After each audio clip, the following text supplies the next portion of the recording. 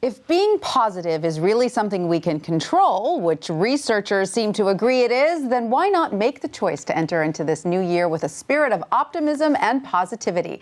Here to tell us more about it and give us advice for fostering positivity in our own lives is work-life psychologist and author of the U Plan, Michael Dr. Woodward. Hi, Michael. Great to see you. Are we as humans just hardwired to look for the negative in things? Yes, we are. And consider this.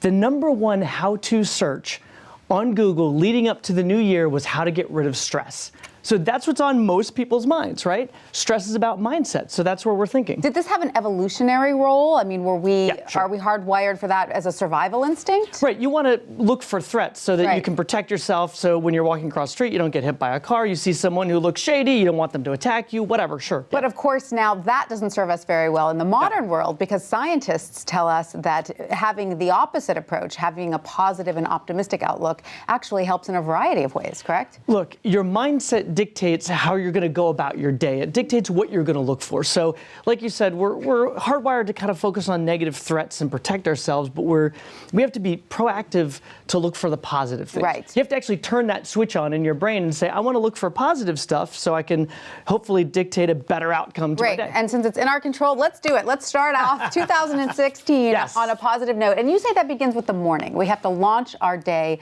on a positive note. How do we do that? Absolutely. First thing, the last thing you want to do is when you get up is get online and surf all the negative, bad things that are happening in the world, particularly things that you can't do anything about. Right. Why are you watching that? It's going to put you in a bad frame of mind. So start off looking at something like whether it's reading a thing about your hobby, reminding yourself of something that went well, reinforcing to yourself about something that positive you're going to do. Start off thinking about that one simple positive. Maybe a little humor to kick off the morning. That always helps, right? A joke or two. Now, it's also very interesting to me how important our social bonds are. There's this fantastic Harvard psychologist, Daniel Gilbert, that has this quote: if I wanted to predict your happiness and I could know only one thing about you, I wouldn't want to know your gender, religion, health, or income. I would want to know about your social network. I find that fascinating.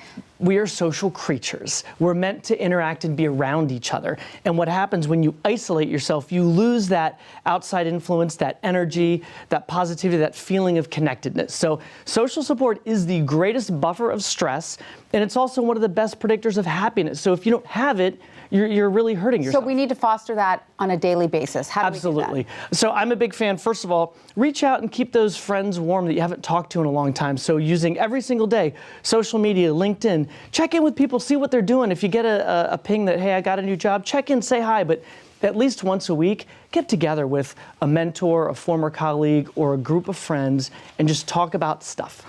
And then once we've done that, we've launched positive, we checked in with our social networks. Yeah. What else do we need to do? I am very passionate about this, and that is catch people doing something right. And I work with a lot of executives on this because it's a challenge. Because again, we're focused on finding the negative and stopping it. Right, and focused on ourselves. And you're asking us to focus outside of ourselves here. On others. On others. So think of it this way, right? When you're walking out in the street, particularly here in New York City, you're going to see people who are very willing to call out something negative in something you do, honk at you, yell at you, whatever.